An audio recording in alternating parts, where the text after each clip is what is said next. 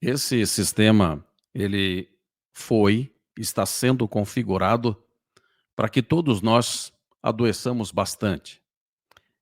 E é verdade, as pessoas hoje estão muito, mas muito doentes.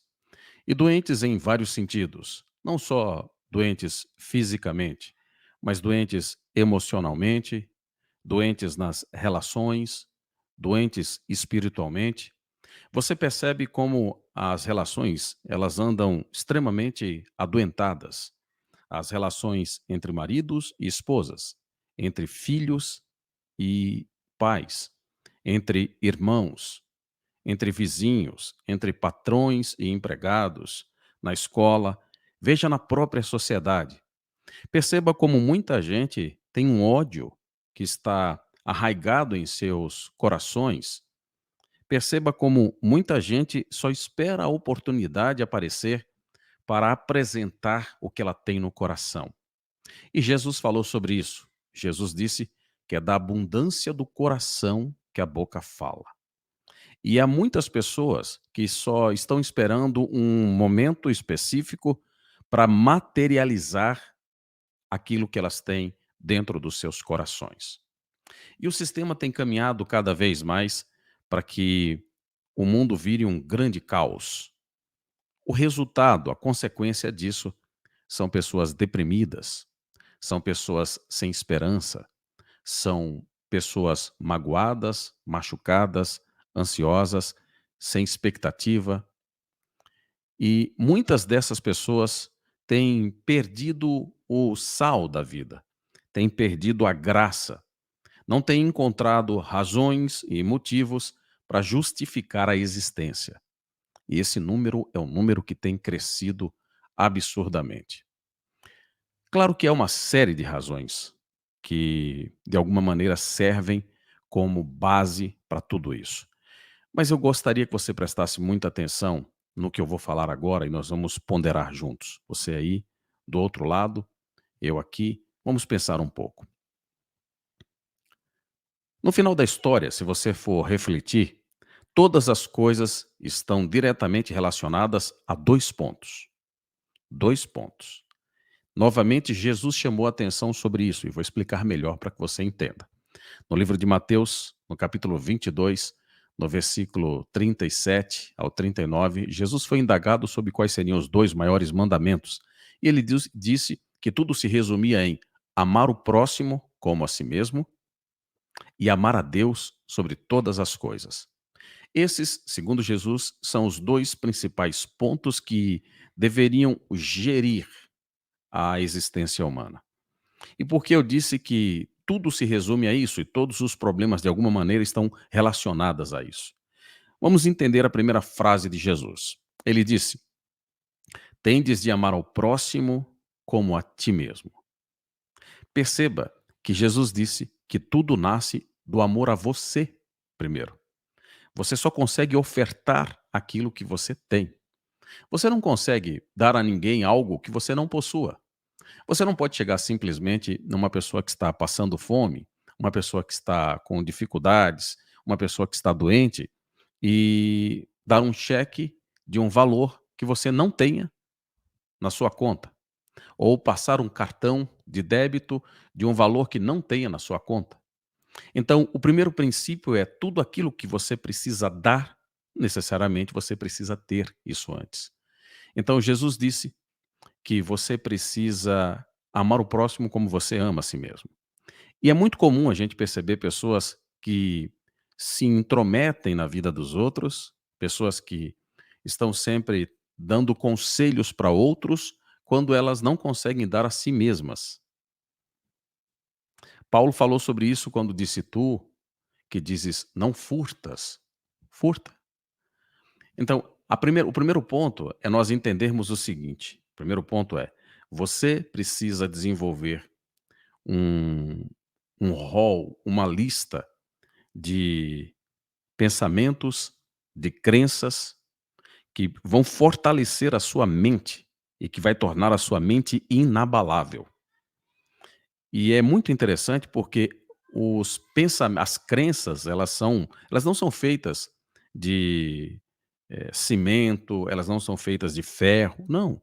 Elas são feitas de palavras, palavras, porque nós somos seres linguísticos. É a língua que constrói os nossos pensamentos e que constrói os nossos sentimentos. E muitas vezes nós nos esquecemos disso.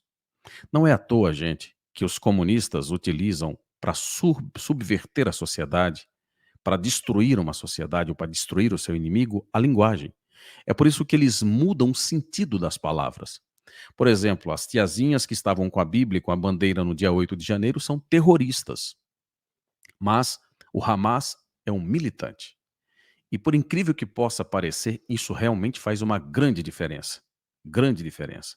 Você vai ver, por exemplo, os terroristas do MST e eles vão chamar sempre esses terroristas ali de pessoas que estão buscando terras não produtivas. Percebe como tudo é feito de uma maneira para suavizar a verdade, o que de fato aquilo ali é? Então isso, gente, serve para mostrar como a linguagem faz toda a diferença na nossa comunicação interna, na nossa comunicação externa e na formação de uma sociedade. Por isso, acima de tudo, desenvolva crenças e sólidas, firmes. Mas para isso, você precisa alimentar a sua mente de pensamentos fortes, sólidos. E isso é construído através da linguagem, daquilo que você ouve, daquilo que você vê e daquilo que você lê. Portanto, isso significa dizer que quanto mais você lê coisas interessantes, quanto mais você ler coisas profundas, quanto mais você ler coisas que edificam a sua mente, mais você vai construir uma ecologia mental que vai fazer com que você enxergue o mundo de uma maneira diferente daquela outra pessoa que coloca muitos pensamentos negativos dentro da sua própria cabeça. Há um escritor americano que diz que a vida tem a cor das lentes que você usa. Se você colocar um óculos preto, o mundo vai ficar preto. Se você colocar um óculos rosa, o mundo vai ficar rosa. Isso, na verdade, é uma analogia para mostrar para todos nós que o mundo é o mesmo para todo mundo, mas nem todas as pessoas enxergam o mundo da mesma forma. Por quê? Porque quem determina como você enxerga o mundo são as crenças que você colocar na sua cabeça. Essas crenças vão determinar como você vai encarar o mundo. O mundo pode ser um péssimo lugar, depende de como você administra na sua cabeça. O mundo pode ser um lugar fantástico, depende daquilo que você alimenta a sua cabeça. O mundo pode ser um lugar escasso, depende do que você coloca na sua cabeça. O mundo pode ser um lugar abundante, depende do que você coloca na sua cabeça. O mundo pode ser um lugar simplesmente fenomenal, depende do que você colocar na sua cabeça. Percebe então como tudo nasce da forma como nós nos comunicamos conosco mesmo, conosco? Você consegue perceber como o primeiro ponto é o que Jesus destacou em Mateus 22, 37 a 39, que é a sua comunicação interna? É partir de você para o mundo, sempre tudo parte de você para o mundo, nunca do mundo para você. Essa é a primeira lição. Tem um milhão de coisas mais para falar sobre esse assunto, mas vamos tentar resumir. Vamos para o segundo ponto. O segundo ponto, Jesus diz ali que é necessário que você ame a Deus sobre todas as coisas, de toda a sua alma, de toda a sua força. Para você entender isso, vou fazer uma ilustração. Aqui está muito quente, imagino que onde você está deve também estar muito quente. Mas você já passou por um piscinão, mas você já passou por um período de calor. Algumas pessoas utilizam um ventilador para fazer circular o vento ali e ficar mais confortável. Imagine que você ligou o ventilador e coloca na velocidade máxima. Ele vai ficar girando, girando, girando, girando. Mesmo que você retire aquele ventilador ali da tomada, ele vai continuar girando em alta velocidade, alta rotatividade, por algum tempo. Mas aí gradativamente ele vai diminuindo, diminuindo, até chegar um momento em que ele vai parar definitivamente. Vai parar definitivamente. O que que nós aprendemos com isso? Bem, nós aprendemos que, por mais que alguns humanos ainda estejam girando, mesmo em velocidade mais alta, com o tempo eles vão diminuindo, vão diminuindo, vão diminuindo até parar. Porque essas pessoas se desconectaram da fonte da energia suprema que é Deus. Então entenda uma coisa, quando você se desconecta de Deus, você não morre imediatamente. Leva um tempo até você morrer. Só que você vai morrendo aos poucos, até efetivamente chegar à sua morte. Veja o que aconteceu com Adão. Veja o que aconteceu com Adão. Não sei se vocês estão ouvindo, mas tem um papagaio aqui que não para de falar aqui na frente. Mas enfim, vamos continuar aqui. Veja o caso de Adão.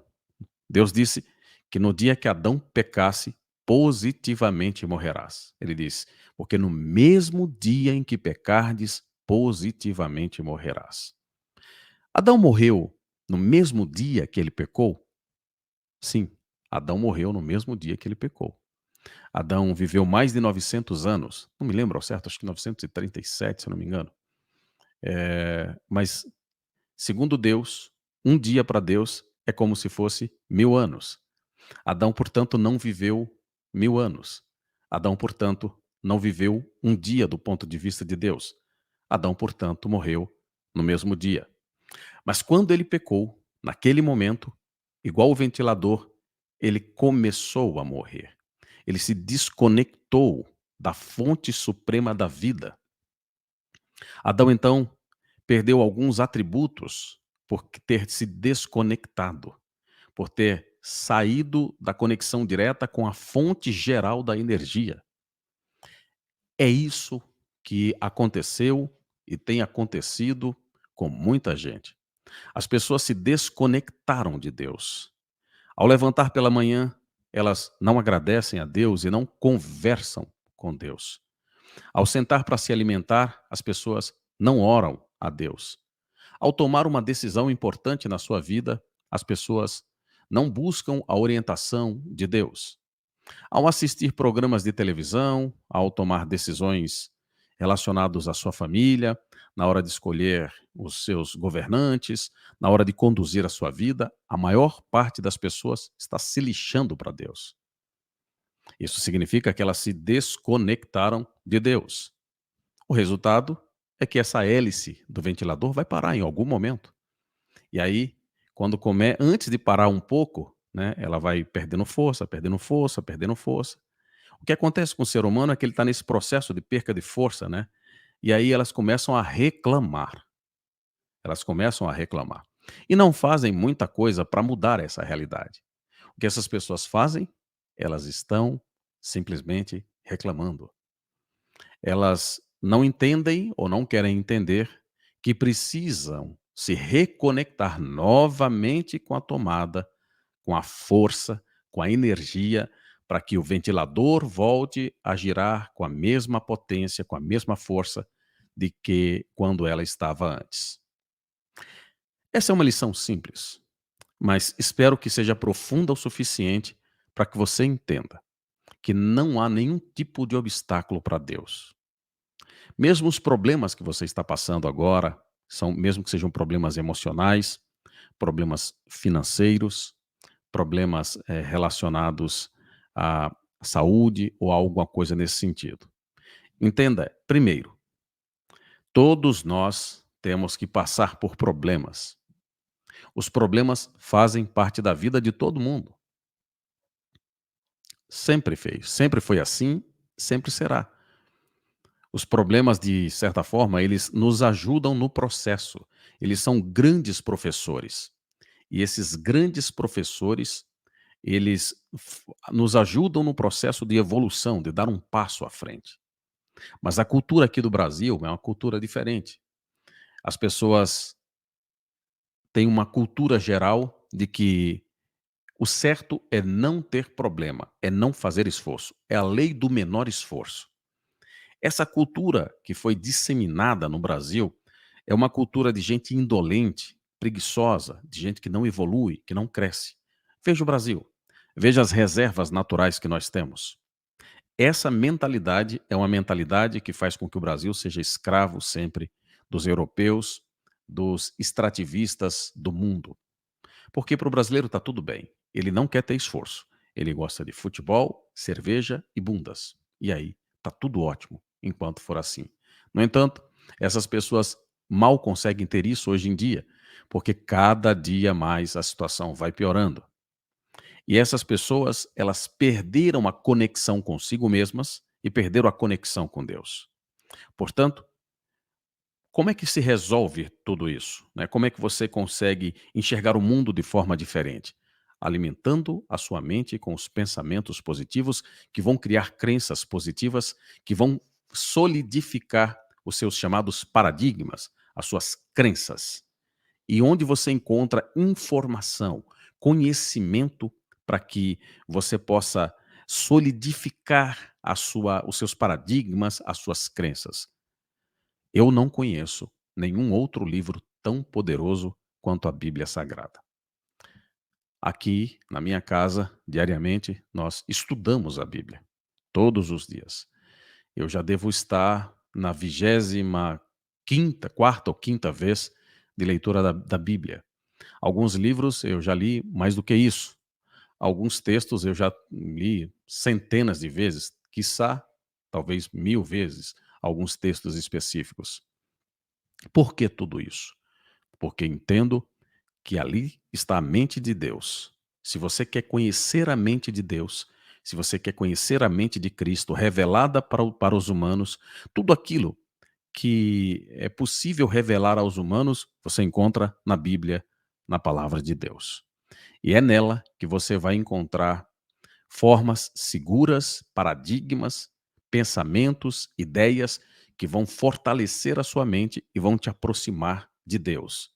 Dessa maneira, com esses pensamentos, com essas crenças, certamente você não vai querer desplugar. Pelo contrário, à medida que você lê a Bíblia, você está conectando-se ali na tomada do Deus Supremo. A Bíblia é a nossa fonte de energia. É na Bíblia que você encontra os interruptores corretos, né, para manter o seu ventilador em alta velocidade.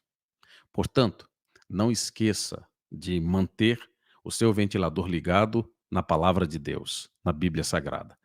E o segundo ponto que vai manter você ligado na tomada de Deus é através da oração.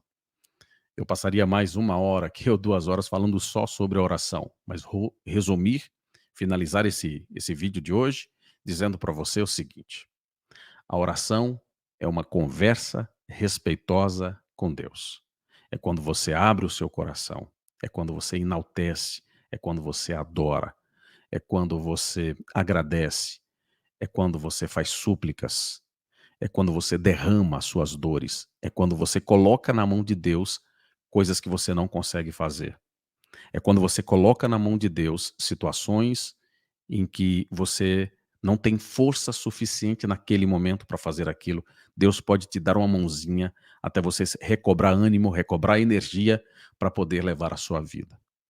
Portanto, eu gostaria muito de chamar a sua atenção no dia de hoje para esses raciocínios. Espero que esse vídeo e essa mensagem possa ter um impacto suficiente na sua vida para você entender que é preciso estabelecer uma boa relação com Deus através da leitura diária da Bíblia, a sua palavra revelada e através das orações. Como sempre, a gente se fala no próximo vídeo. Até logo mais.